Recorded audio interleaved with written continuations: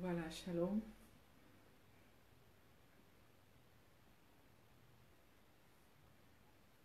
Nous sommes en direct pour notre émission Un orphelin, un sourire aujourd'hui. Nous allons prêter nous allons prêter un regard sur un orphelin. Alors, avant que nous puissions continuer, inviter, bon, je suis en train d'inviter l'homme de Dieu, euh, Christian Opango, qui est le fondateur de Un orphelin, un sourire. Alors aujourd'hui, nous allons vraiment parler, nous allons discuter par rapport à ce thème si important, un orphelin, un sourire, afin qu'un orphelin soit béni au travers de nous, qu'un orphelin puisse être visité, qu'un orphelin, oui, puisse être, se retrouver, parce que la part des temps, les orphelins pensent qu'ils sont abandonnés à eux-mêmes, les orphelins pensent qu'il n'y a personne qui pense à eux, il y a des orphelins qui pensent peut-être que ils n'ont pas quelqu'un de sûr qui peut les représenter quelque part. Voilà, nous sommes là, nous représentons ces orphelins-là, nous sommes là pour la cause des orphelins, nous sommes là pour dire non à la maltraitance des orphelins, pour dire non à tout ce que les gens pourront penser que l'orphelinat c'est un business. On ne fait pas le business sur les enfants de Dieu, on ne fait pas le business sur ce qui appartient à l'Éternel. Vous n'avez pas droit de toucher aux choses de Dieu, vous n'avez pas droit de toucher à ce qui est à Dieu. Amen, amen, amen. Alors voilà, nous sommes aujourd'hui en direct, nous allons parler, nous allons prêter un regard sur l'orphelin et nous allons travailler comme ça aujourd'hui avec l'homme de Dieu Christian Opango qui est en direct à Douala au Cameroun. Alors pourquoi aujourd'hui nous allons parler avec lui? Parce qu'il est le fondateur de Un orphelin, un sourire. Donc le thème, le sujet, alors le titre, j'ai juste épinglé ça de son idée, mais sinon, nous sommes tous en train de travailler ensemble avec l'amour du bon berger, avec Mission mondiale SECO. Nous sommes en train de travailler ensemble pour pouvoir défendre la cause de démunir, la cause de délaisser, la cause des abandonnés, ce que nous appelons les orphelins, les enfants de la rue. Alors, et quelqu'un m'a dit, la rue ne fait pas des enfants, c'est des enfants que les hommes ont fait et les hommes ont abandonnés. Alors ce soir, nous allons parler de l'orphelin, nous allons prêter un regard sur l'orphelin. Nous voulons tout le temps parler de l'orphelin, nous voulons tout le temps rappeler aux gens, enfin, de susciter un peu cette pensée-là qu'ils sont quelque part. Ils ont besoin de vous. Nous sommes la voix des orphelins. En tout cas, ça mène dans un ministry. Nous sommes décidés d'être la voix des orphelins parce que ce sont des enfants sans voix. Et du coup, nous voulons, en tout cas, par la grâce de Dieu, nous avons écouté leur voix par révélation. Et voilà pourquoi aujourd'hui, nous allons être la voix des sans-voix. Alors, la voix des sans-voix, ce sont des orphelins que nous appelons les sans-voix. Nous voulons être leur voix dans Samien Donga Ministries. Et Samien Donga Ministries, c'est une plateforme qui est nourrie de beaucoup d'émissions juste pour secouer, pour réveiller, pour sensibiliser le peuple de Dieu, sensibiliser les nations, sensibiliser toutes les personnes qui sont d'une manière ou d'une autre touchées par la vie des autres. Nous avons beaucoup d'émissions. Nous avons l'émission comme La famille que présente l'homme de Dieu et l'évangéliste Lacoste Aswami, que je salue là où il est avec sa femme, Maman Gloria. Il y a aussi l'émission Notre consoeur, la Maman Bijounti Maman Zambi, qui présente aussi des émissions comme invité spécial, juste pour pouvoir sensibiliser le peuple de Dieu. Parce que ça mène dans un ministère. En fait, notre objectif, c'est de pouvoir susciter, de réveiller, de reconnaître ce qui a été oublié, ce qui a été délaissé, ce qu'on n'a pas vu dans quelqu'un d'autre. Mais nous, dans Semaine dans la ministrie, nous voyons cela parce que nous savons que dans cette vie, il y a des gens, de fois, leur apparence ne vous donne aucun avenir, ça ne vous donne aucune promesse. Mais cependant, au-dedans d'eux, ils ont des choses, ils ont des cris. Il faut juste qu'une personne reconnaisse et puisse retrouver. Voilà, nous allons travailler aujourd'hui avec l'homme de Dieu, le serviteur de Dieu, Christian Opango, à Douala, au Cameroun, qui est le fondateur de cette émission, de cet orphelinat, de ces thèmes que nous avons, un orphelin, un sourire. Voilà, je vais l'inviter, je crois qu'il est déjà là, Christian. Si tu es déjà là, je t'ai vu tout à l'heure, tu m'as invité, je n'avais pas accepté parce que je devais encore faire l'introduction, mais si tu es là, tu peux encore relancer l'invitation où tu es, l'homme de Dieu, Christian Pango, Tu peux relancer l'invitation et je t'accepterai. Et voilà.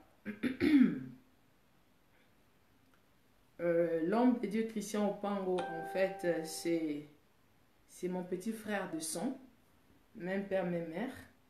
Alors nous avons tous ces fardeaux-là des orphelins. Et depuis l'enfance, moi aussi c'est depuis l'enfance. Et de l'autre côté, je suis son gagnant d'âme, c'est moi qui l'ai amené en Christ. Donc je bénis le Seigneur pour tout ce qu'il fait dans sa vie. Et en tout cas, c'est une joie pour moi de le voir comme il est là. Oui, il est déjà là. Voilà, je l'invite. Voilà. Voilà, je crois il est là. L'homme de Dieu Christian Opango, puisque je l'ai déjà invité, il va se connecter. Voilà, nous attendons. Je l'ai invité, je crois il va se connecter bientôt. Nous sommes en train de parler de un orphelin, un sourire aujourd'hui. Nous allons prêter un regard à l'orphelin et je crois que l'homme de Dieu est en train de se connecter. Nous allons vraiment parler de long à large. Il va nous expliquer cette vision de un orphelin, un sourire. Il va un peu sensibiliser les parents. Il va sensibiliser. Alléluia. Oh, comme c'est merveilleux de voir petit frère en ligne. Oh, mon frère, mon sang, c'est très merveilleux. En tout cas, que Dieu te bénisse, mon directeur. Que Dieu te Merci, que Dieu bénisse. te bénisse également. Waouh, waouh, Ça waouh. va? C'est merveilleux Ça aujourd'hui. va? J'étais en train de dire aux gens, en fait, que tu es mon frère de sang, même père, même mère, mais de l'autre côté, Oui, je suis ta mère spirituelle parce que c'est moi qui t'ai amené en Christ. Tu as été baptisé par le même pasteur effectivement. que moi et c'est le même pasteur qui t'est su aujourd'hui. Et c'est un plaisir pour moi encore que nous Effectivement. nous retrouvons dans ces plateformes de l'orphelinat, toujours dans le cadre des lèvres de Dieu, parce qu'on dit que les orphelins, les gens disent très souvent que les orphelins, sont les enfants de Dieu et le père des orphelins. Alors tout de suite, lorsqu'une personne pose atteinte à l'orphelin, il attaque directement Dieu. Alors, je peux te laisser un moment pour partager d'abord, partage avec tes amis, partage avec l'orphelinat où tu es, où tu travailles là-bas à Douala. Parce que tu es en direct à Douala avec nous. Moi, je suis à Rotterdam, toi, tu es à Douala. Ça, c'est vraiment merveilleux. Aujourd'hui, nous allons vraiment parler de l'or. Alors, tu dois nous expliquer vraiment et le travail que vous faites là-bas, parce que dernièrement, nous avons discuté sur un peu ce que vous avez fait par rapport à Mustapha, quelque chose comme ça, et Youssoufa, et Le j'ai montré soufa, le de soufa. Youssoufa, ce que vous avez fait, comment vous avez récolté de l'argent, par quels moyens vous avez pu vous avoir de l'argent et pouvoir partager et de pouvoir venir au secours à ces Youssoufa dans la rue. Et je voulais aujourd'hui que vous racontiez un peu comment vous l'avez rencontré, qu'est-ce qui s'est passé et la suite de cette mission que vous avez, que moi j'ai ici, là. Mais si nous sommes en collaboration avec Mission Mondiale SECO, et il y a aussi l'Amour du Bon Berger qui est avec nous ici à Rotterdam, mais il travaille aussi en Afrique. Donc, par les voies et moyens, nous essayons de prêter l'attention, prêter un peu l'attention à un orphelin. Aujourd'hui, c'est de ça que nous allons parler. Prêter un regard à un orphelin. Est-ce que nous pouvons d'abord prier avant que vous vous présentez et que vous nous parlez de Youssafa? Alors, nous Le allons soufa, prier. bien sûr, bien sûr. Oui. Tu peux conduire la prière. D'accord, il n'y a pas de souci. OK. Ok, nous allons nous mettre en prière. Amen. Père éternel, Dieu de grâce, nous te disons merci Merci. parce que tout ce que tu fais est bon, Seigneur. Amen.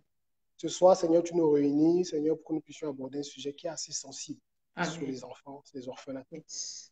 La parole dit, Seigneur, que nous devons veiller sur les orphelins Mm. parce que, Seigneur, tu es le Père des orphelins et Mm. nous voulons, Seigneur, te rendre toute la gloire pour tout ce que nous allons dire ce soir. Parce que nous savons, Seigneur, que ta parole dit là où deux ou trois sont unis en ton nom, Seigneur, tu es au milieu. Nous savons que Mm. tu es là présentement au nom de Jésus. Amen. Amen. Alors, nous te remettons, Seigneur, tout ce qui va se passer ici, tout ce qui va se dire. Nous voulons que tu nous inspires par ton Mm. Esprit Saint et que tout ce qui sortira de nous, Seigneur, Amen. ne soit que pour ta gloire et ta gloire seule au nom de Jésus-Christ. Amen. Yes. Au nom de Jésus-Christ. Amen. Voilà. Merci beaucoup. Alors, nous sommes avec l'homme de Dieu, Christian Opango, en direct à Douala, et là où il y a le siège carrément de Un orphelin, un sourire au Cameroun. Alors, je voulais un peu que tu te présentes, que les gens te connaissent, qui tu es, d'où viens-tu, qu'est-ce que vous faites? Peut-être, je ne sais pas, vos études, je ne sais pas, si vous pouvez juste vous présenter brièvement, êtes-vous marié, vous avez des enfants, parce que vous aimez tellement les choses des enfants, peut-être vous n'avez pas d'enfants, mais vous vous intéressez à ces choses. Bon, peut-être que vous avez aussi des enfants. Sinon, je vous laisse le temps de vous présenter pendant que moi je suis en train de partager. D'accord. Bon, je suis Christian Mhm, Opango, euh, congolais de la R des Congo.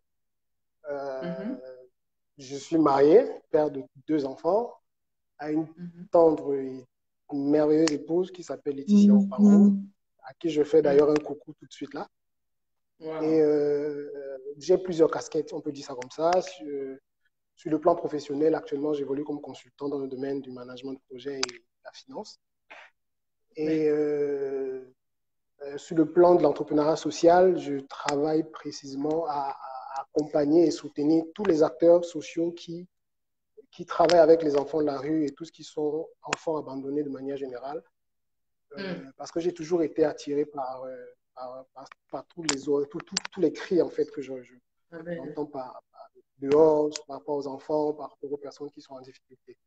Donc, je ne travaille pas seul, parce qu'à tout seigneur, tout honneur, je m'appuie sur des spécialistes et des professionnels dans le secteur.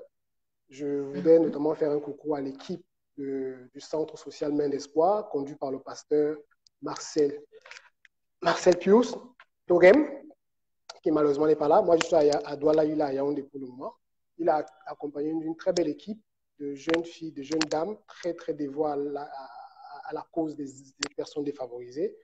Mhm. Et elle se donne vraiment à fond pour les enfants de la rue et toutes ces personnes qui vraiment traversent des moments difficiles. Donc, Mm. le projet, il est né comment? L'idée de créer une association est née en 2008, donc ça fait 12 ans, en novembre 2008. C'est parti d'une rencontre entre amis, camarades d'université. Après les études, nous nous sommes dit, il ne faut pas qu'on se perde de vue et qu'on fasse des sorties amicales tous les week-ends, une fois par mois, et qu'on reste en contact pour pouvoir garder des relations amicales, ne pas se perdre de vue. Mais à la longue, ça devenait fatigant parce que quand il n'y a pas un objectif dans ce qu'on fait et on navigue à vue. Donc l'idée maintenant, Mhm. c'était de mettre en place une sorte d'activité qui permette d'être utile à la société. Donc je me suis proposé. J'ai proposé donc aux amis de créer une association dénommée Action for Life. Action for Life, son rôle, c'était de travailler dans un volet, lutter contre la pauvreté, accompagner tous les enfants à pouvoir accéder aux études, à Mm. pouvoir avoir des manières scolaires, mais également lutter contre la pauvreté et sensibiliser contre le VIH-Sida. Nous avons Mhm. mené certaines actions au niveau des orphelinats, notamment l'orphelinat d'Anne Sara à Soie, et également une campagne de sensibilisation contre le VIH à Ombessa, dans les périphéries, les villes périphériques de Yaoundé, de la ville de Yaoundé au Cameroun. Donc, de longue haleine, Mm. avec les activités qui évoluaient, chacun entrait dans sa vie professionnelle, vu qu'on sortait de l'université. Nous nous sommes séparés. Moi, je suis allé en Côte d'Ivoire, et d'autres ont eu des carrières et tout. Donc, c'était compliqué qu'on se retrouve tous. Mm. Bon, le projet a après pris un coup, mais le désir, le feu qui m'animait dans mon cœur de soutenir était toujours là. Donc, ce qui s'est passé, c'est qu'en 2016, en décembre 2010, novembre 2017, autant pour moi, pendant que j'étais en train de travailler, j'ai lu, en fait, je méditais, je suis tombé sur une méditation qui parlait des enfants, de prendre soin des enfants. À cet instant, j'ai ressenti, en fait, le Seigneur me rappeler que voilà, en fait, où je t'avais amené. Et il fallait que tu reviennes à faire ce que tu avais à faire. Donc, Amen. mais la vision qui est la mienne par rapport à ce projet est née un soir quand je dormais, où Dieu me réveille. En fait, je suis dans un endroit où il y a un très grand courant d'air, un très grand vent qui est en train de secouer les enfants et je les protège en les mettant derrière moi. Et pendant que ce vent souffle avec une pluie très forte, et j'étais sur le point de basculer, de tomber avec les enfants, il y a une lumière blanche qui est apparue et puis je me suis senti comme Mhm. me réconforter, rassuré dans cette mission de protéger les enfants. Et j'ai compris qu'en fait, le Seigneur m'appelait à faire ça. Et ça se voit d'ailleurs que le Seigneur, c'est l'œuvre du Seigneur, parce que tout ce que je fais jusqu'ici, sans vous mentir, je ne sais pas comment on arrive à faire ce qu'on fait, mais Dieu nous conduit dans cette initiative-là. Donc en 2017, donc, j'initie donc le concept Un orphelin souris, qui est une sorte de plateforme dédiée aux enfants et enfants défavorisés de manière spécifique de l'association Action for Life que j'ai créée en 2008 avec des amis. Parce qu'il faut notamment qu'on travaille, même si c'est l'œuvre sociale, on doit rester dans la légalité. Parce que Action for Life est une association légalisée, dont je suis le président depuis 2008. Donc, un orphelin souris donc se concentre sur les enfants de la rue et les orphelins. Dans la première action, l'idée c'était de repartir sur le terrain. On était parti en 2008. Donc, si vous entrez dans la page Un orphelin, un sourire sur Facebook, vous allez voir les différents événements qu'on a organisés depuis 2017. On a accompagné l'association l'orphelinat d'Anne et Sarah à Soie. Et en 2018, nous sommes allés à l'orphelinat Messa Menoro. Et en 2019, puisque je pose toute la question au Seigneur tout début d'année, bon, comment tu me conduis cette année par rapport à l'action qu'on a menée? Donc, j'ai rentré du travail un jour, non loin de ceux qui connaissent un peu la ville de Yaoundé, non loin de la cathédrale. En face, il y a une boulangerie, Select, sans faire la publicité d'ailleurs. Il y avait deux enfants qui mendiaient, des enfants à la rue qui mendiaient. Ils m'ont interpellé, bonjour monsieur, on a faim. Bon, je leur ai dit, vous savez, moi, je n'ai pas pour habitude de donner l'argent aux enfants de la rue. Si vous avez faim, je vous donne de la nourriture. Nous sommes en face d'une boulangerie, donc je vous achète à manger. Vous êtes d'accord? S'ils sont d'accord, ok. Ils m'ont dit ok. Donc je suis entré dans la boulangerie, j'ai acheté 2 morceaux de pain.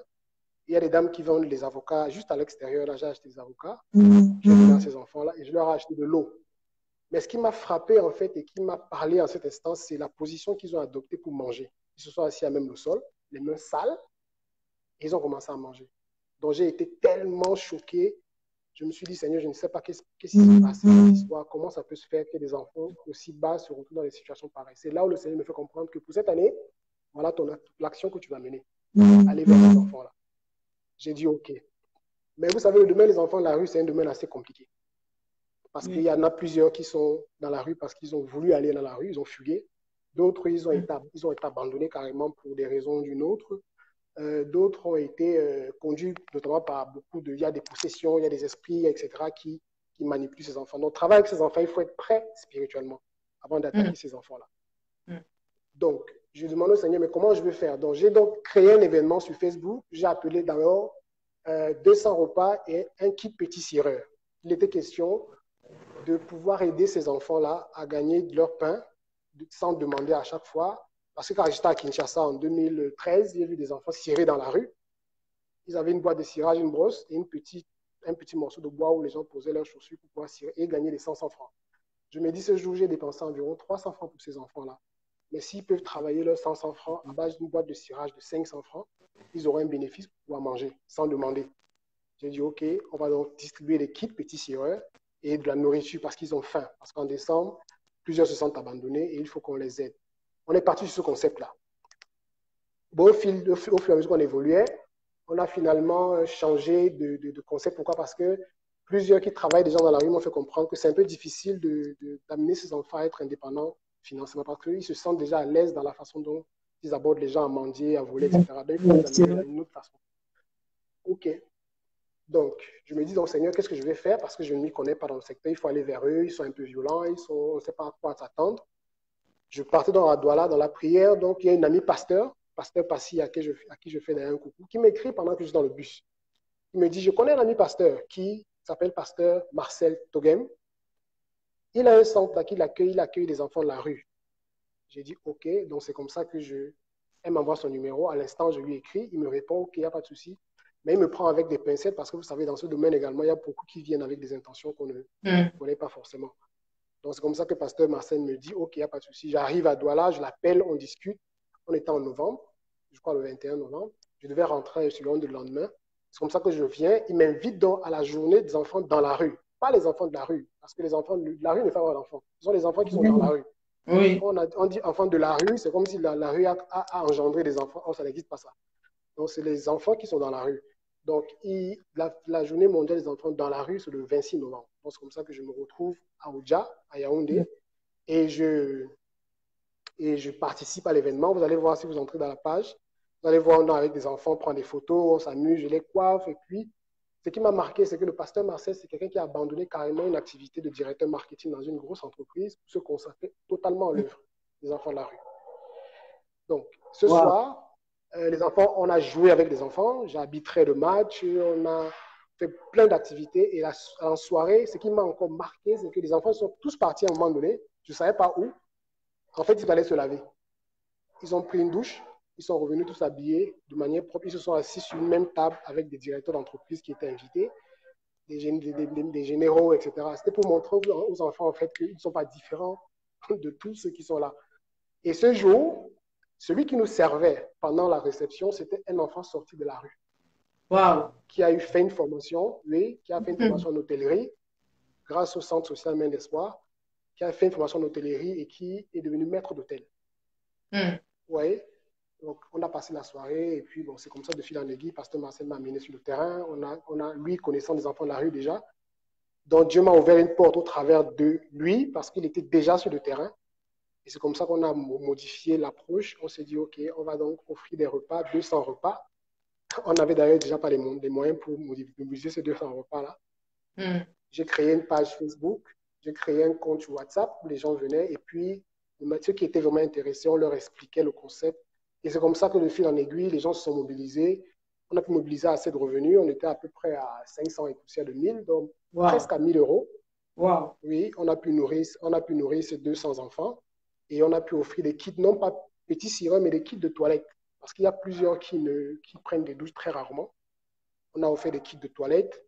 On est allé au niveau du centre Edima, qui accueille les enfants de la rue à Yaoundé, en face de la gare voyageur. Et le même jour, avec une autre partie des fonds qu'on avait collectés, on est allé au niveau du centre social Main d'Espoir du pasteur Marcel. On a déposé des colis. Donc, pasteur Marcel et moi, nous sommes devenus des amis. Donc, de fil en aiguille, maintenant pour arriver au cas Youssoufa, parce que c'est une longue histoire, j'essaie de... Voilà, c'est vraiment le cas Youssoufa que nous avons discuté l'autre fois avec le pasteur. Voilà. Il était vraiment étonné de voir le travail que vous avez fait. Il fallait que les gens comprennent le travail qu'il y a derrière. Voilà. Parce qu'il ne faut pas que les gens se disent d'une pierre deux coups on fait des choses. En fait, c'est toute une histoire qu'on construit, c'est un processus pour arriver. Et je me rends compte qu'en fait, Dieu, quand il commence une œuvre, on va doucement. Tu mets le premier pas, il ouvre la porte, deuxième pas, il ouvre la porte, etc. Amen. Et il vous amène exactement où vous devez partir. Donc, pendant que nous faisions toutes ces activités-là, Youssouf avait déjà fait son accident. Donc, en fait, le lien, Youssouf, en fait, ce sont ces enfants qui m'ont abordé en novembre 2019, qui étaient le contact avec Youssouf, mais on ne le savait pas. On ne le savait pas. Donc, pendant que je communique sur Facebook, il y a un autre pasteur Tabi, donc pasteur Monti, autant pour moi, qui me contacte sur Facebook, qui me dit il a une campagne de soins de santé qu'il aimerait organiser en mars pour les enfants de la rue. Je lui ai dit, je suis allé à leur assemblée générale. Après être passé à l'Assemblée générale également du Centre Main d'Espoir, il nous a expliqué le besoin qu'ils avaient, c'était d'aller dans la rue faire des soins aux enfants de la rue. Il dit, OK, moi, pour vous mettre en contact avec le pasteur Marcel, on a prié. Et puis en mars, ils sont allés. Le jour, ils sont allés, le vendredi où la campagne commençait, moi, je n'étais pas là-bas parce que je ne me sentais pas très bien. Mais le samedi, je suis arrivé. Et donc, entre-temps, Youssouf ayant fait son accident, avait traversé un moment très, très, très difficile dans la rue, dormait dans le froid, avec l'accident, avec plaie ouverte, avec l'os qui sortait de la jambe. Youssouf pendant ce moment, il souffrait et il s'est dit un jour, il va aller, parce qu'il n'a plus où aller, il était tellement fatigué, il va aller rester à la Colombie. La Colombie, c'est le lieu où ses enfants se réunissent à Yaoundé, dans un quartier général des enfants de la rue, où il allait se reposer en mars. Et c'est en mars que nous venions là-bas pour faire des soins de santé. Wow. Ouais, un peu la coïncidence. Voilà. Donc, on arrive, il a peur de venir, d'abord. Il s'est dit que ça ne va pas marcher parce que son problème est assez important. Mais il prend son courage à deux mains, il se lève, il vient vers le pasteur Marcel, qui lui explique la situation. Quand moi j'arrive, le pasteur Marcel me dit, on a un cas ici qu'il faut qu'on prenne en charge. Donc le même jour qu'on arrive, le samedi on arrive, malheureusement il y avait eu un rafle et la police avait raflé tout ce qui était là. Youssouf n'avait pas été raflé parce qu'il était malade. Donc avant de gérer le cas Youssouf, on l'a pris, on l'a amené à l'hôpital. On a fait une première consultation. Vous allez voir les radios au mois de mars qui sont publiées en ligne, là, où les os sont vraiment brisés. On l'a amené, j'ai fait une vidéo. On a fait les radios. On avait ce jour-là, je crois qu'on a mobilisé, je crois, 20 000 et poussières ce jour. Ça nous a permis de payer les radios. On a payé les radios, on a fait ce qu'on va faire. Et on l'a ramené dans le quartier général. On est allé vers les enfants qui avaient été raflés par la police. On Alors, allait aller pouvoir. quand vous dites vous l'avez ramené dans le quartier général, c'est-à-dire vous l'avez ramené dans la rue, là où dans cet endroit où il se retrouve. En fait, on l'a ramené d'abord où il était parce qu'il fallait qu'on réfléchisse comment on va le gérer. Mhm. Parce qu'à l'instant, on ne peut pas l'amener au centre social Main d'Espoir du pasteur Marseille parce qu'il est agréé pour accueillir les enfants de moins de 18 ans. Youssouf en a 20. Vous voyez, sinon il serait hors la loi. Et un enfant qui vient de la rue directement, comme on ne connaît pas ses antécédents, on peut le prendre pour l'amener directement chez nous. C'est impossible. C'est un processus qu'il faut encadrer. C'est bien de vouloir aider, mais il faut aider avec beaucoup de prudence parce que l'ennemi profite également des occasions pareilles pour faire ce qu'il a à faire parce qu'il est là, il attend les moments opportuns pour vous mettre mal à l'aise. Donc, du coup, on fait tout, conduit par l'esprit. On l'a ramené où il était. On est allé gérer le problème des autres. On a acheté du pain et tout, c'était plus d'une centaine. On a acheté du pain, on les a essayé de les soutenir. Et le soir, dans la prière et tout, finalement, on les a libérés sans raison, ils sont rentrés. Donc, on est revenu récupérer Youssoufa. Et on s'est dit, bon, maintenant, il faut qu'on essaie de trouver une solution pour lui. On a commencé à communiquer en faisant des vidéos, demandant aux gens, voilà, on a besoin de soutien. Prière, foi, méditation, persévérance dans ce qu'on a fait. On a réussi à mobiliser pour Youssoufa. Je pense qu'aujourd'hui, nous sommes à près d'1 million de francs, donc environ 1500 euros, qu'on a mobilisé pour lui, pour l'opérer, pour le prendre en charge, parce qu'il est hospitalisé depuis le mois de mars. Nous sommes aujourd'hui en juillet. Vous imaginez que c'est un coût pour supporter. Donc, Youssouf est encore à l'hôpital en ce moment-ci. Il est hospitalisé puisqu'il est convalescent et il y a encore les barres de fer qui sont là pour soutenir son fémur qui avait été cassé, puisqu'il est vissé. On ne peut pas le renvoyer dans la rue parce qu'il va s'infecter. Ça, c'est à votre coût, alors, à votre charge, c'est vous qui deviez subvenir à ce besoin-là.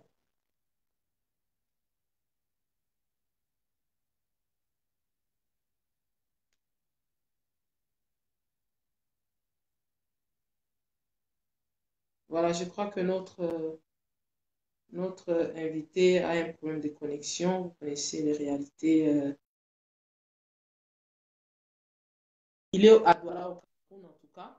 Il va nous revenir tout à l'heure. Nous sommes en train de parler un peu de long à large de cette histoire de l'enfant Youssoufa qui avait été retrouvé dans la rue, dans ce quartier général qu'on appelle Colombie au Cameroun.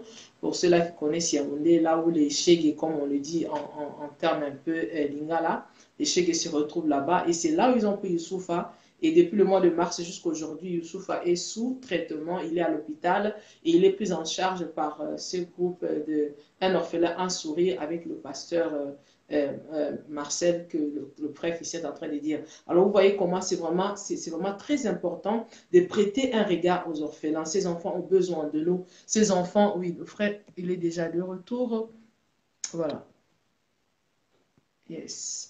Voilà, vous voyez comment ces enfants ont vraiment besoin de nous. Ces enfants désirent vraiment être soutenus. Ils ont vraiment le besoin d'être un peu, de recevoir juste notre attention, notre amour, de recevoir notre regard. Voilà, donc c'est très important. Notre invité de retour, voilà, parler que Youssoufa est encore convalescent à l'hôpital et j'ai posé la question s'il est toujours sous votre charge, votre responsabilité.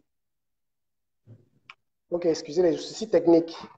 On ne maîtrise pas la technologie de bout en fond, de fond en comble. Donc, ça peut arriver. En plus, vous savez, l'Afrique et la connexion Internet, c'est toute une chose. Donc, on va aller plus vite. Alors, je disais, il est hospitalisé. On l'a pris en charge depuis le mois de mars. Il est hospitalisé et on veille à ce qu'il soit dans un endroit assez propre. Donc, l'opération était très pénible parce qu'il fallait casser les os, remettre les os en place. Wow. L'os qui est à l'extérieur, le remettre en place. On l'a brisé, on a mis les fers. Je vous épargne les détails.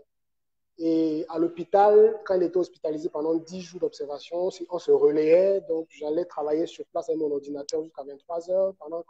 Parce qu'on t'appelle, oh, garde malade Youssoufa, tu te lèves. On était tous maintenant appelés garde malade Youssoufa. On n'avait plus de prénom, de nom. Nous sommes tous garde malade Youssoufa. C'était le nom qu'on nous a donné pendant 10 jours. Et on était là, à l'hôpital tous les jours. Du coup, un enfant de Dieu, Youssoufa, s'est retrouvé dans la rue. Vous êtes devenus les gardes malades de Youssoufa. Nous sommes devenus les gardes malades Youssoufa.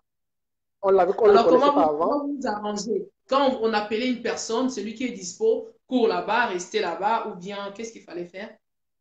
Non, en fait, c'était parce que chacun de nous avait des activités, en fait. Donc, on se relayait avec l'équipe de Centre Social Main d'Espoir. le matin, pasteur Marcel dormait. Le plus souvent, il dormait. Mais finalement, Youssouf a dit qu'on ne dorme plus parce que ça ne servait à rien. La nuit, tout le monde dormait, on n'appelait personne. Donc, on quittait l'hôpital à minuit et on revenait très tôt à 8 heures, on était déjà là. Donc, il allait dormir à côté de Youssouf comme son parent. Effectivement, on dormait à côté de soi comme son parent. Que Dieu vous bénisse vraiment pour ses parents. Donner aux oui, enfants. Oui. On n'avait pas le choix. On n'avait pas le choix d'ailleurs. Et on dort avec les moustiques. Vous pouvez imaginer tout ce qu'il y a comme élément dans les hôpitaux en Afrique, où on dort avec des moustiques et tout. Mais on est là, on est obligé de rester là parce qu'on peut appeler à tout moment. Il faut venir gérer. Maintenant, il y avait nos défis.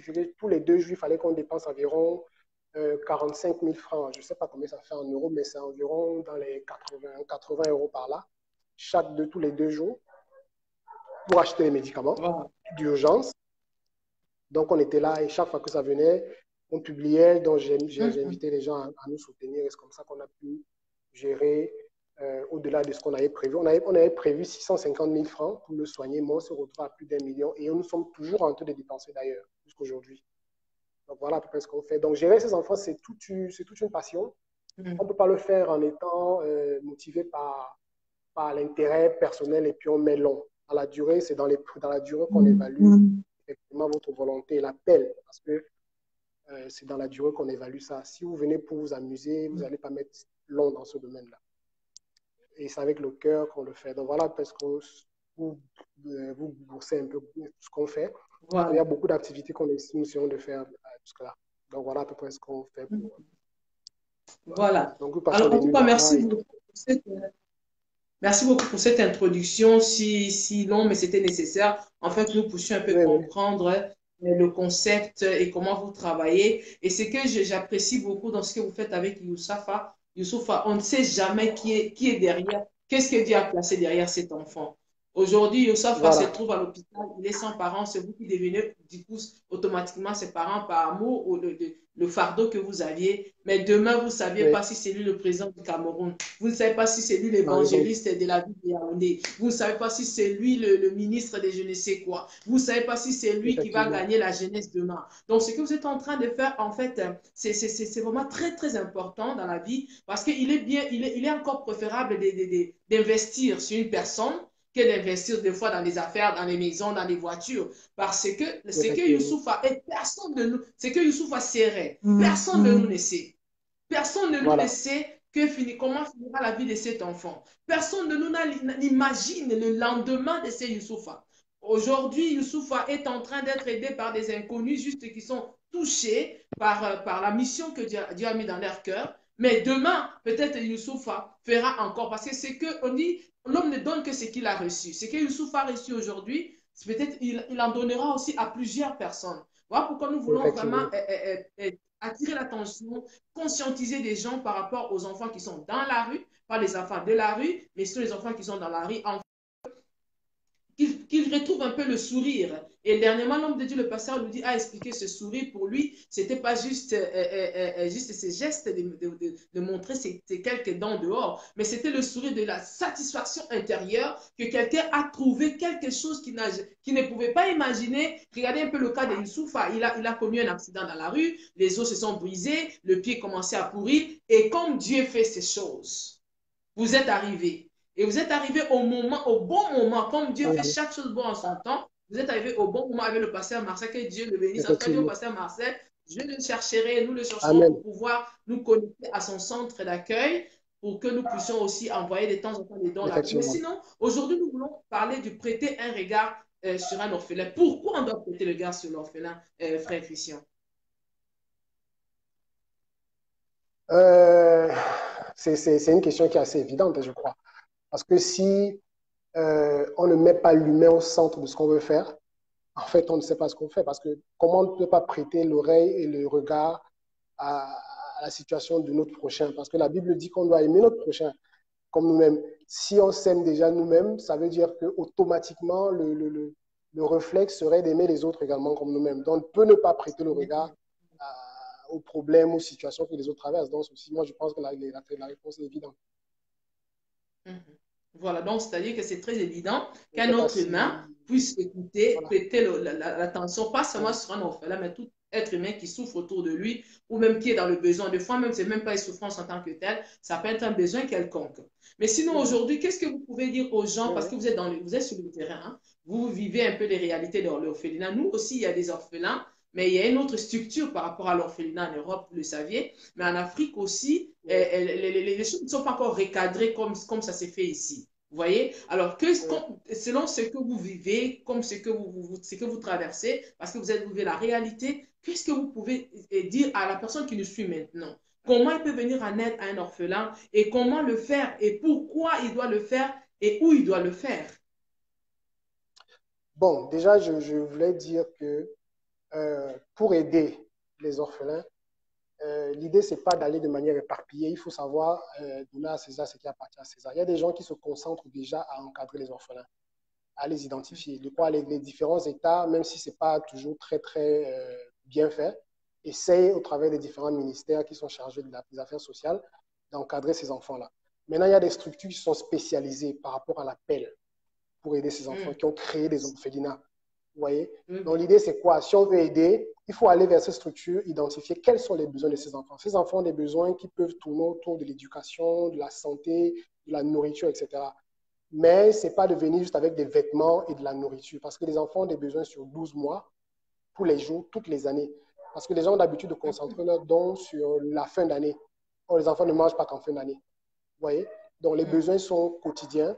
Il y a des structures qui ont besoin de construire des établissements scolaires dans les orphelinats pour pouvoir accueillir, pour pouvoir enseigner ces enfants-là. Ça, c'est un problème parce que les enfants, ils sont nombreux, ils ne peuvent pas être tous scolarisés aux frais des promoteurs de ces différents orphelinats-là. Donc, les soutenir, il serait déjà bon de pouvoir aller vers les structures, leur demander quel est le besoin.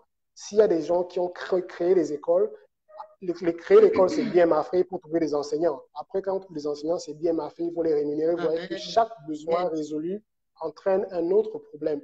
Donc, du coup, il faut travailler avec ces orphelinats sous une approche de programme, pas de projet, de programme, parce que le programme, c'est un ensemble de projets mis ensemble. On résout un problème, ils génèrent un autre problème qu'on doit résoudre également. Donc, je pense qu'il faut aborder ces structures-là, leur demander quels sont les besoins, parce qu'ils sont mieux placés pour comprendre les besoins.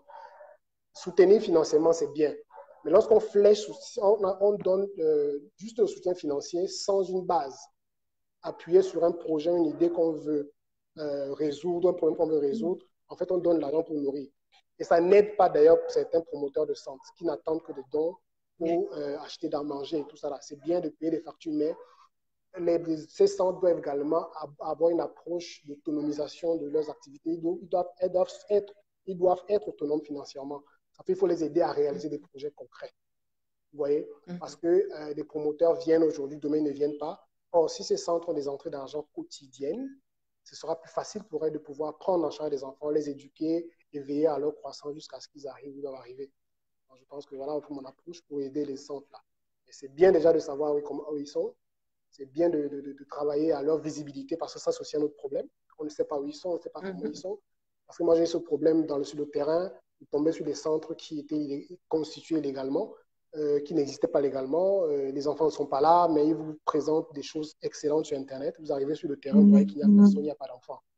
Donc, du coup, il est préférable de vraiment travailler à leur visibilité. Il faut les aider également à leur visibilité. Moi, j'avais un projet dans ce sens-là, un projet de créer une plateforme que j'avais d'ailleurs présenté au ministère des Affaires sociales, ici au Cameroun. On nous avait envoyé dans la cellule informatique, mais il n'avait pas de budget consacré pour ça. C'était une plateforme qui permettait à ce centre de pouvoir enregistrer les enfants quand ils arrivent, qui crée une base de données des enfants pour pouvoir savoir que voilà, tel ou tel enfant avait à tel centre, voilà sa situation scolaire, voilà sa situation sanitaire, voilà ses problèmes, voilà. Donc, c'est un peu ça. Donc, il faut les aider à ça. Parce que même étant où vous êtes actuellement, si vous tapez sur Internet, les orphelinats, vous n'allez pas en trouver plusieurs, alors qu'ils sont bien nombreux. Ils sont bien nombreux, et autant pour moi.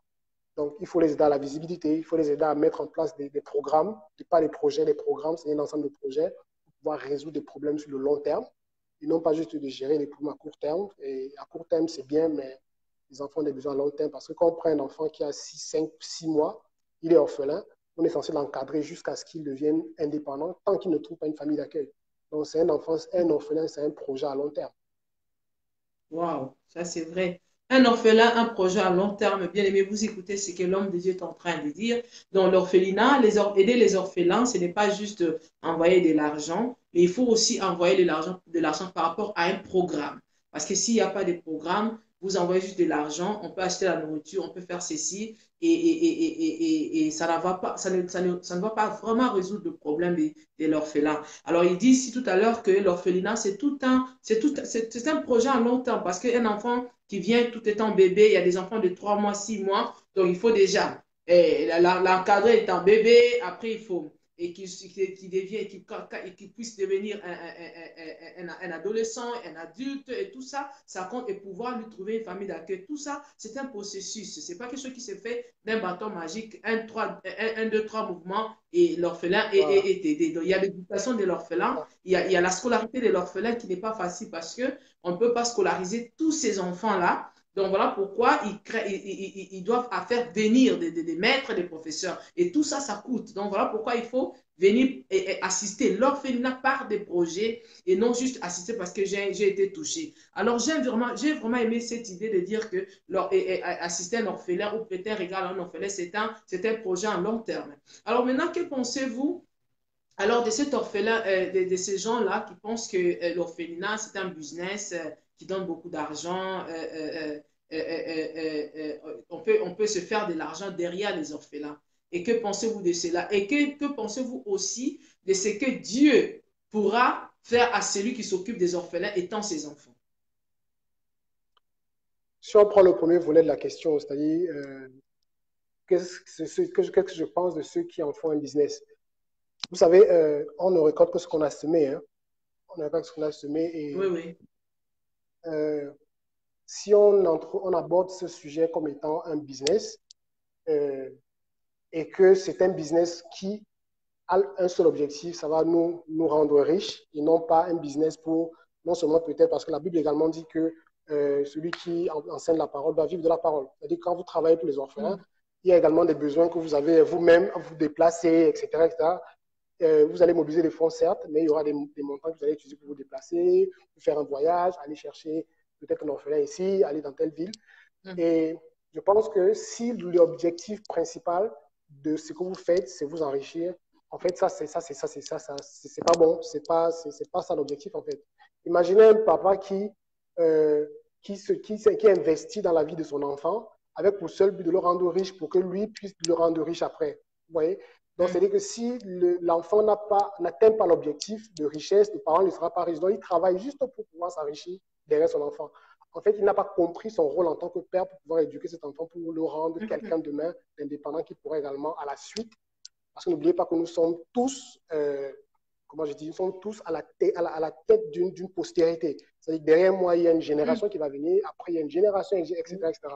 Et sur plusieurs générations, Dieu bénit sur plusieurs générations, autant il frappe sur plusieurs générations. C'est-à-dire, moi, je travaille pour aider ces enfants. Et je pense que l'idée, c'est de ne pas faire de ça un métier parce que les cris de ces enfants-là, qui sont orphelins, parce que quand on dit le Dieu, le Père des orphelins, il écoute les cris de ces enfants-là. Quand vous vous mobilisez Mm. pour pouvoir arnaquer ces enfants-là, en fait, vous avez affaire à leur père. C'est vrai que vous ne le Mm. voyez peut-être pas, mais lui vous observe et il sait ce qu'il fait. Parce que quand il ouvre des portes, les gens sont travaillés, ils ont transpiré pour pouvoir soutenir l'œuvre, pour pouvoir aider les orphelins. Vous prenez cet argent, vous mangez. En fait, vous aurez affaire à leur père, celui qui est censé les Amen. protéger. Donc, spirituellement, forcément, il Mm. y aura un retour que vous allez devoir gérer. Si ce n'est pas sur vous, ça sera forcément sur vos enfants. Donc, ça ne. Malheureusement, il y a des enfants qui en souffrent, qui souffrent des problèmes que leurs parents ont créés à cause des liens et tout ça. Là.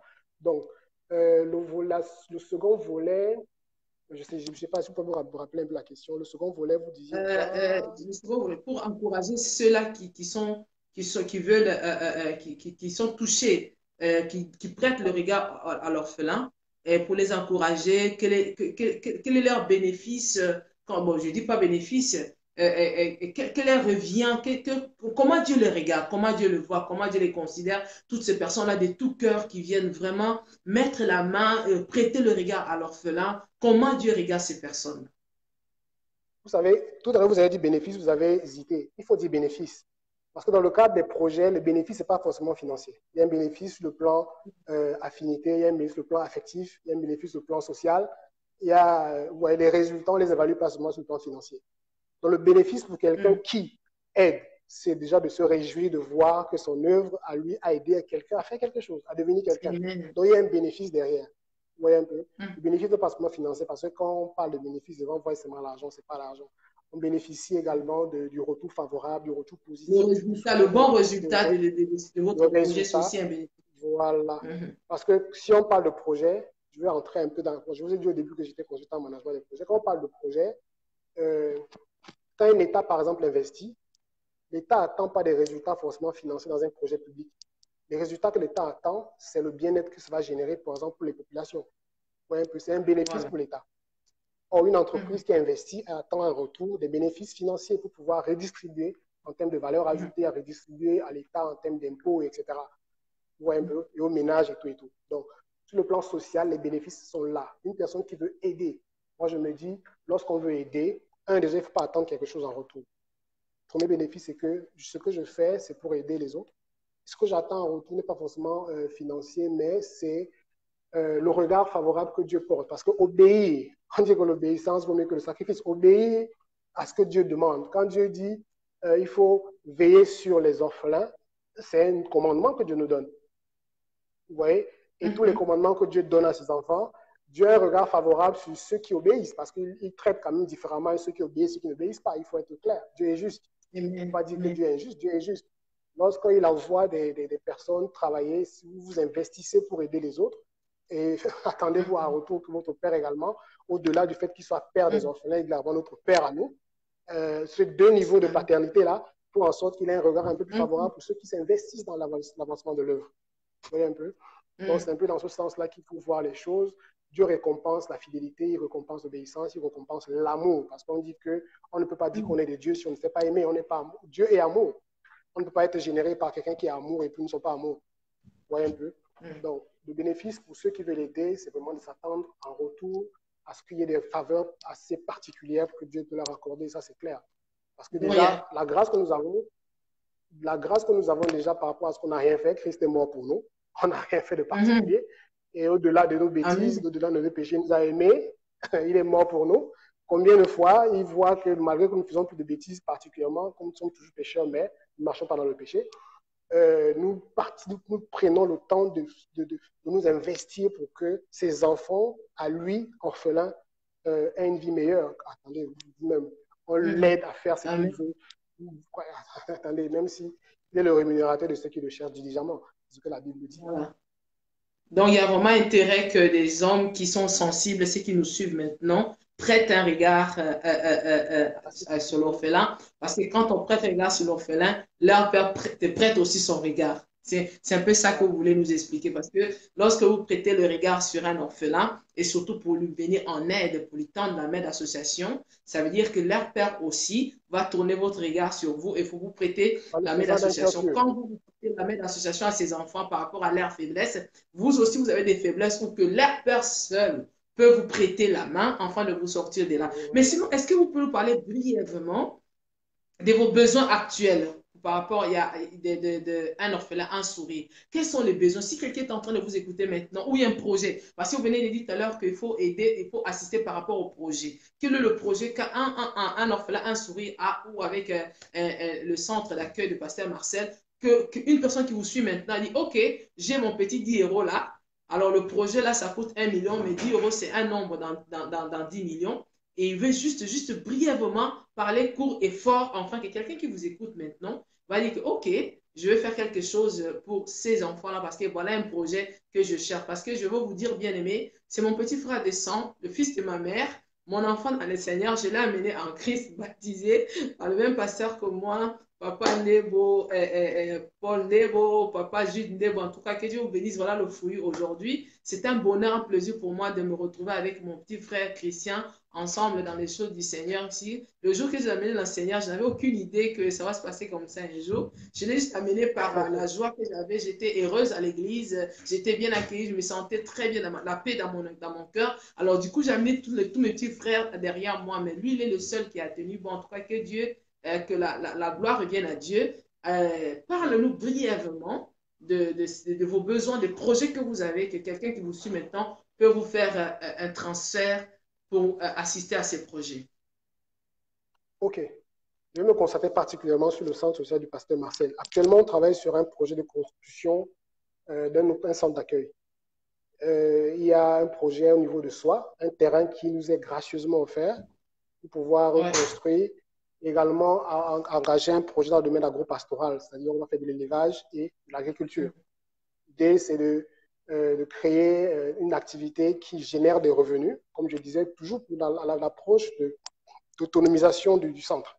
Il faudrait que les finances puissent être gérées par le centre en attendant que les autres puissent.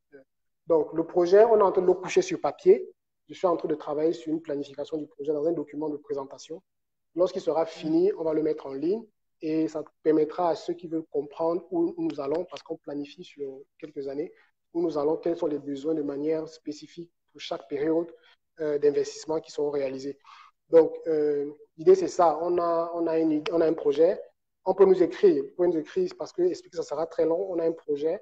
On était parti sur un petit projet d'élevage, mais finalement, Dieu veut qu'on fasse grand, parce qu'en faisant petit, on limite un peu Dieu. Donc, on part sur un projet assez grand d'élevage et amener les enfants également à comprendre un peu les besoins de la terre, parce que la terre, c'est la seule chose qui ne trompe pas. La terre est la seule chose où tu mets une graine, elle te donne 1000 graines. Vous voyez?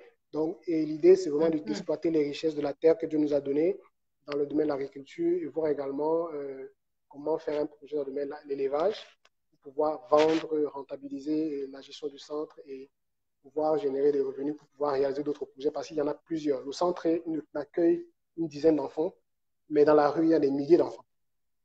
Donc, il faut augmenter la taille déjà du centre, il faut augmenter la capacité d'accueil du centre, il faut augmenter la capacité d'accueil du centre, ça sous-entend augmenter les besoins. Les besoins en termes financiers, certes, mais également les besoins en termes d'encadrement et d'accompagnement. C'est-à-dire ça génère des besoins financiers qui génèrent des besoins en termes de ressources humaines, qui génèrent des besoins en termes de capacité d'accueil, qui génèrent des besoins en termes de suivi, de conseil, qui génèrent des besoins en termes d'encadrement spirituel. Donc, tout ça, il faut des personnes. Et ces personnes qui vont travailler, actuellement, plusieurs travaillent vraiment en titre bénévole, parce qu'elles ne perçoivent presque rien du tout. Et il faut quand même essayer en retour, parce que ces gens des familles, leur donner également des revenus pour qu'elles puissent, elles également, pouvoir vivre de cette activité, même si elle est bénévole, mais au moins qu'elles puissent s'en sortir. Donc tout ça, ça demande des investissements assez importants à réaliser. Et on pense qu'investir dans le domaine agricole et l'élevage, construire un centre plus grand, accueillir de nouveaux enfants, tout ça là, c'est une vision à long terme du projet. Et pourquoi pas s'étendre dans d'autres villes, parce que les enfants de la rue sont partout. Et pourquoi pas dupliquer même le concept dans d'autres pays, parce que les enfants seront partout. Et on a les tentacules un peu partout. Voilà. En parlant même du concept dans d'autres pays, nous avons aussi l'amour du bon berger, qui est aussi à Kinshasa, mais qui est basé ici. L'orphelinat est à Kinshasa. Nous avons aussi notre très cher Bibi chez Seko, qui a aussi mission mondiale Seko, qui est aussi à Kinshasa. Il travaille avec le papa Chaka Congo, je vois leurs activités. Et je te fais aussi une surprise. Si tu regardes parmi les gens qui te regardent, il y a aussi il y a Brigitte que tu connais, qui t'a connu bébé, qui t'a porté bébé. Et je suis sûre que dès qu'on va finir l'émission, elle va m'appeler parce qu'elle est ici avec moi en Hollande. Elle est très contente de te suivre aujourd'hui. Tu es devenu un monsieur. Elle t'a laissé tout petit. Alors, et comme tu ressembles tellement aux autres personnes qu'elle connaît, tu comprends ce que je veux dire. Donc, pour elle, elle est vraiment dans la joie de te voir parler, de te voir et défendre les enfants dans la rue. Mais sinon, est-ce que comment on peut vous joindre si quelqu'un veut vous joindre, par où passer pour joindre un orphelin, un sourire, par quelle adresse, par quel domaine et comment joindre le pasteur Marcel? Parce que le pasteur Marcel, dis-lui au pasteur Marcel, en tout cas, il est tombé dans mon piège. Je le chercherai, je l'attraperai, en tout cas, je l'aurai. Je le visiterai, je suis sûr et certain, parce que j'ai un projet de retourner au Cameroun, la terre de ma jeunesse. Donc, on va faire un tour. Mais sinon, comment on peut vous joindre? Parce que nous sommes déjà presque à la fin de notre programme. Comment on peut vous joindre? Parce que vous êtes entouré de la réalité des orphelins qui vivent dans la rue. Et nous vivons avec les réalités ici. Mais ce n'est pas pareil, en tout cas. Je suis venu à Kinshasa la 2 fois. Et j'ai été une fois, je suis partie avec l'homme de Dieu, le pasteur Ludi, avec sa femme Magui. Nous avons vu vraiment que les orphelins de l'Afrique ont vraiment de besoins très primordiaux. Alors, comment on peut vous joindre, vous qui êtes déjà sur le terrain? Comme l'Afrique d'ailleurs. Pardon? Je dis comme l'Afrique en général, hein, les besoins assez compliqués quand même par Oui, rapport oui, l'Afrique en aux général, pays de au l'Occident. Cameroun, Voilà. au Gabon, Donc, il y si, a en Côte d'Ivoire. Oui, oui, oui. En tout cas, ça, c'est vrai. oui. Mais comment on peut vous joindre déjà si quelqu'un veut faire quelque chose? Comment on peut joindre le pasteur Marcel? Comment on peut vous joindre, vous, frère Christian? Bon, c'est facile. Déjà, pour joindre un orphelin souris, il y a la page Facebook qui est là. Vous allez au niveau des renseignements à propos, vous allez voir l'adresse mail et mon numéro de téléphone qui est écrit sur le numéro de téléphone en ligne, c'est également mon numéro WhatsApp. On peut me contacter par ce Mhm. biais-là. Et pour Pasteur Marcel, chaque fois que je publie, vous avez plusieurs façons de le contacter. Déjà, vous pouvez passer, vous cherchez la caravane de la joie et de la vie sur Facebook. Mm. Euh, voilà, vous allez voir ça sur Facebook. Sinon, vous pouvez aller sur les publications que nous faisons, parce que je travaille en collaboration avec Marquise Lemy, qui est la responsable des projets du Centre social Main d'Espoir. Donc, à chaque fois que je Mm. communique les numéros sur lesquels on fait des offres, des dons, c'est son numéro à elle, c'est pas mon numéro. Donc, ce sont ses contacts. Elle peut directement vous mettre en contact avec Pasteur Marcel, parce qu'actuellement, il a un petit souci de téléphone. Son téléphone s'est cassé l'autre jour, il n'est pas joignable sur WhatsApp. Mais vous pouvez la voir à partir de. Sinon, vous nous écrivez, on vous donne tous les contacts par WhatsApp. Donc, il n'y a pas de problème. Ou bien encore plus par Samuel Nongamini Suisse, Par exemple, par Eyebana, parce que ce sont des domaines où moi je suis. Alors, si quelqu'un peut vous perdre de vue, il peut toujours vous chercher au travers de nous, au travers de ces pages avec Facebook-là. Bana, Ce par sont exemple. Oui, oui. des sites qui sont vraiment De touchés toutes les façons, parce en que, 2020, dans on ne cherche plus longtemps. Hein. En 2020, il suffit de taper une oui, information sur Facebook ou Google. On a l'information qu'on cherche. voilà, Donc, voilà, vous pouvez ça nous c'est trouver. bien. Alors, mais sinon, Merci beaucoup. nous sommes à la fin. Est-ce qu'il y a un orphelin qui vous suit? Je ne sais pas. Sûr, certain, on ne sait jamais. Un orphelin qui vous suit quelque part, qui dit peut-être que je suis dans un coin où vous ne me voyez pas, je suis abandonné, j'ai une situation difficile, je voudrais que vous m'aidiez. Comment cet orphelin doit faire? Mais il a quand même son petit téléphone, il a quand même ses petits mégas en train de regarder vite fait là, et il tombe sur votre vidéo en train de dire que vous prenez soin des orphelins, vous vous souciez des orphelins. Comment il peut faire pour joindre le centre? Je, je pense qu'en préambule, en entrée de jeu, quand je commençais à présenter, je disais, je travaille avec des partenaires. Un partenaire avec lequel on travaille s'appelle J'existe. Son travail à lui, c'est comme son nom l'indique, J'existe. Il veut créer tous ceux-là qui n'ont pas les moyens de se faire connaître. Vous pouvez passer par la plateforme J'existe. Tapez juste J'existe sur Facebook. Lui, il fait les vidéos. Les vidéos, il filme, il va dans les centres, il fait des reportages, il fait tout. Et on travaille en collaboration parce que lui, il est doué dans le domaine du reportage. Nous sommes doués dans le domaine de la recherche, tout ce qui est lobbying, etc., chercher du financement. Parce que Marcel est doué dans l'encadrement des enfants et tout. Donc, chacun sait faire son travail. Donc, la plateforme J'existe peut venir vers vous, faire le reportage dont vous avez besoin pour vous faire connaître, surtout les structures qui encadrent, parce qu'on préfère aborder les gens dans le groupe. Travailler avec les orphelins de manière éparse, qui sont un peu éparpillés dans la nature, c'est un peu difficile. Donc l'idée, c'est de travailler avec ceux qui les rassemblent déjà tous. Donc si un orphelin qui me voit à distance et qui a un téléphone et qui il est dans des difficultés, le premier conseil que je lui donne, c'est de se rapprocher dans un centre déjà qui est agréé pour qu'on puisse facilement pouvoir entrer en contact avec lui et pour qu'il puisse facilement être encadré. Parce que nous ne sommes pas sur le terrain tous les jours. Donc, ces centres-là seront en ligne tous les jours. Et l'idée également, ce n'est pas d'envoyer les 1000 francs aux gens, on prend un enfant qui a, je ne sais pas, à Yaoundé, on lui envoie 10 000 francs. Non, ça ne se passe pas comme ça. Même le suivi, j'ai dit, il faut être intelligent et prudent quand on fait des choses. Les gens ont des besoins. Moi, je suis orphelin, par exemple. Tu es orpheline, Pasteur Trésor. On est orphelin de père. Ouais, un peu. Donc, on Ouais, est tous des orphelins d'une part ou d'une autre.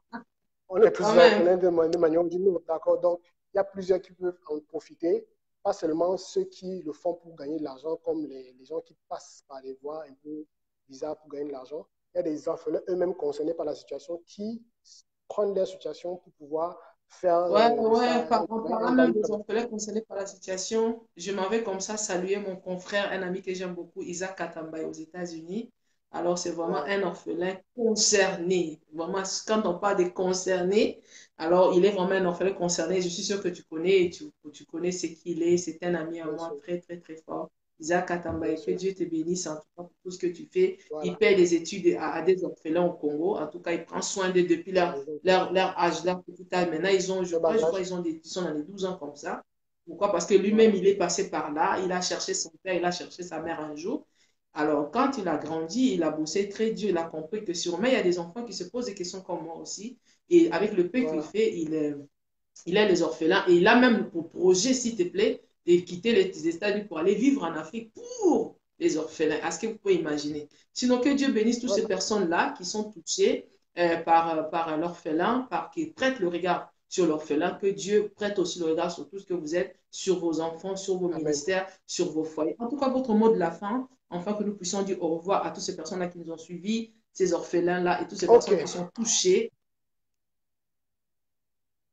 Le mot de la fin, je dirais, je m'appuierai sur un enseignant que j'ai écouté il y a quelques années, du grand Castano. Il disait, lorsque le Mm peuple de -hmm. Dieu crie, Dieu choisit un homme qui va vivre en fait toutes les situations et il sera la réponse de Dieu pour son peuple. Vous voyez, on ne devient pas acteur du domaine social sans être passé lui-même, pas sans être passé soi-même par des situations. Le brisement, c'est une voie par laquelle il faut passer pour comprendre des situations. Donc, nous, on a été orphelins, on sait ce que c'est. On sait ce que c'est être privé de beaucoup de choses. On sait ce que c'est être vivre dans On le a eu une manque. période très difficile de notre vie. Très, très, très difficile. Mais on sait également ce que c'est compter sur Dieu, malgré les périodes difficiles. Oui. Parce que Dieu n'oublie pas ses enfants, il n'abandonne pas ses enfants. Donc, on aura beau voir les nuages devant nous, mais derrière ce nuage, il y a une gloire. Et cette gloire, on la vit. Donc, pour pouvoir parler aisément des problèmes des autres, il faut souvent passer par ces problèmes-là. Donc, je rends grâce à Dieu pour ça. Donc, ceux qui passent par des difficultés, qui ne se disent pas que c'est la fin, pour eux, peut-être c'est un canal pour t'enseigner, qui pourra demain être une réponse pour les autres. Donc, c'est ce que j'aimerais passer Voilà. comme message à ceux-là qui travaillent au moment difficile, à ceux-là qui veulent aider les enfants, n'hésitez pas, parce que ça aurait pu être votre enfant. Vous savez, moi, quand je regarde mes enfants, je rends grâce à Dieu chaque jour, je me dis, Seigneur, si je ne suis pas là, qu'est-ce qu'ils vont devenir? Et je me dis, je n'imaginais jamais mes enfants dans cette situation-là. Je prie tous les jours pour ça. Et moi, je me dis, si mes enfants, je vois ma fille, mon fils, seul dans la rue, ça, je n'imagine même pas ce genre. Donc, je ne pourrais jamais abandonner l'enfant qui est dans la rue si j'ai les moyens de l'aider. Parce que je me dis, c'est comme mon enfant. Donc, il faudrait penser dans ce sens-là. Tant qu'on ne met pas cet amour de l'enfant dans l'approche qu'on a pour eux, on ne peut pas les aider au niveau même où Dieu nous attend. Donc, il faut absolument travailler avec ce cœur pur-là, à aimer les autres, à savoir qu'ils peuvent être nos enfants. Ils auraient pu être nos enfants. Voilà. Et rien ne prouve d'ailleurs que demain, lorsqu'on ne sera pas là, si nous sommes aujourd'hui non redevables par rapport à certaines choses, bien nous n'avons même pas attention par rapport à certaines choses. Qu'est-ce qui prouve que demain, si nous ne sommes pas là, nos enfants ne traverseront pas ces étapes-là? Et pourquoi peut-être pas demain, on ne le souhaite pas, mais les gens peuvent être des réponses aux besoins de nos enfants, alors que nous ne sommes pas là, comme nous sommes des réponses pour les enfants des autres aujourd'hui. Donc il faut juste Amen. savoir que la vie, c'est ça. La vie, c'est ça. On se lève le matin, on rend grâce à Dieu, on se lève, on rentre le soir, on rend grâce à Dieu. Mais on ne sait pas ce qui va arriver demain. Mais si on a Amen. l'opportunité d'aider, il faut le faire. C'est juste aussi simple que ça. Simple que ça. La Bible dit que tant que Amen. la paix dépend de nous, il faudrait qu'on soit reçu. Tant que la paix autour de nous dépend de nous, on va faire tout pour que les gens soient en paix. Tant que la joie des autres dépend de nous, on fera tout ce que les autres font. Également la joie. C'est aussi simple que ça. C'est des principes de base à respecter dans la vie.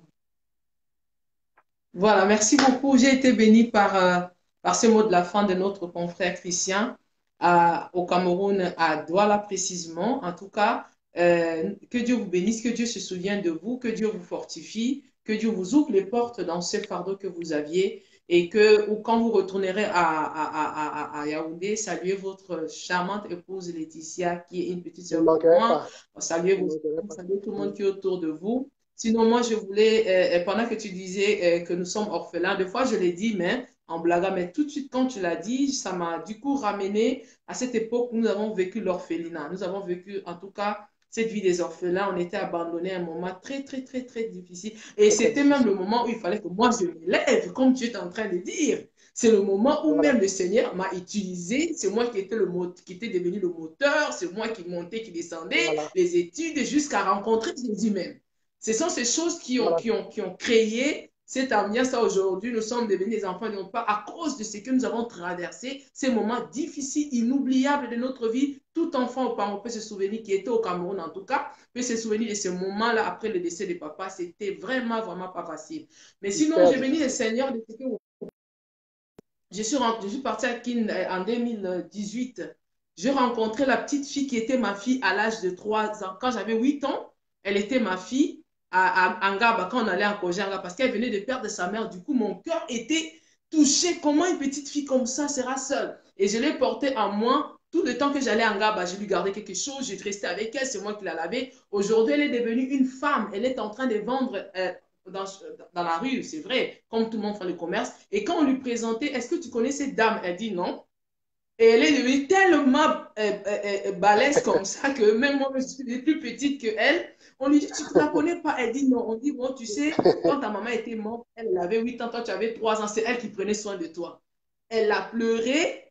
Elle dit, ah bon, ça dit quelque part, tout le bien qu'on fait un jour, quand tu revois la personne, ça te fait du bien. Aujourd'hui, je l'ai vu, il a dit, elle a grandi, elle est devenue une femme. J'étais heureuse de la voir. Quand je prenais soin d'elle, c'était avec amour, c'était avec douleur dans le cœur, qu'à son âge, elle perdait sa mère. Mais aujourd'hui, le Seigneur l'a vraiment bénie. Elle est devenue une grande dame. Mais sinon, que Dieu te bénisse.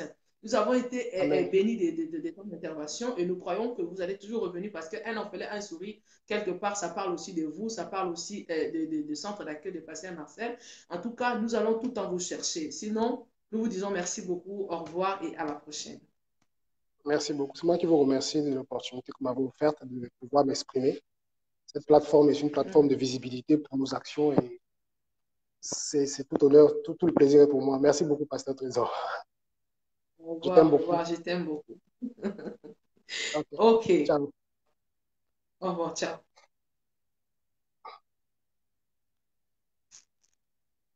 Vous pouvez couper en tout. Mais sinon, merci beaucoup. C'était avec Christian Opango à Douala, à Yaoundé, au Cameroun, sorry. En tout cas, il nous a parlé un peu de long à large de ces projets, de ce concept de un orphelin, un sourire. Nous avons compris comment c'est très important de prendre soin de l'orphelin, de regarder les enfants des autres, parce que votre lendemain, votre avenir, vous ne connaissez pas. Maintenant, ils sont occupés sur Youssafa, qui est encore à l'hôpital. Moi, je croyais qu'il était déjà sorti, mais il est encore à l'hôpital. Ils ont encore besoin d'argent pour les soutenir. Ils ont encore besoin de votre soutien, de votre assistance. Ils ont besoin de votre attention, de votre regard pour pouvoir survenir encore aux besoins de Youssafa. Que Dieu vous bénisse. C'était pour vous le pasteur Trésor, un orphelin, un sourire. Aujourd'hui, c'était un regard sur un orphelin. Nous bénissons l'Éternel pour la présence de l'homme de Dieu, le pasteur Ludi qui nous a suivis. En tout cas, merci beaucoup, maman Elema, Brigitte, où que tu es, parce que je sais aussi, toi aussi, tu es dans l'orphelinat, mais je ne connais pas le nom de cet orphelinat où tu envoies souvent tes dons. Nous bénissons Dieu pour la mission mondiale SECO. Nous bénissons l'Éternel pour notre diacre Gégé qui est aussi un orphelin, l'amour du bon berger. En tout cas, toutes ces personnes-là qui portent à cœur les orphelins, que Dieu vous bénisse. Et quand vous prêtez le regard sur l'orphelin qui est un enfant de Dieu, vous aussi, Dieu prêtera le regard sur vous. Parce que Dieu est le Père des orphelins. Qui prête le regard sur l'orphelin, prête le regard sur l'enfant de Dieu et Dieu prêtera le regard sur vous. Merci beaucoup. À la prochaine. C'était pour moi un plaisir de vous avoir nombreux et au revoir. Merci, Pasteur Trésor.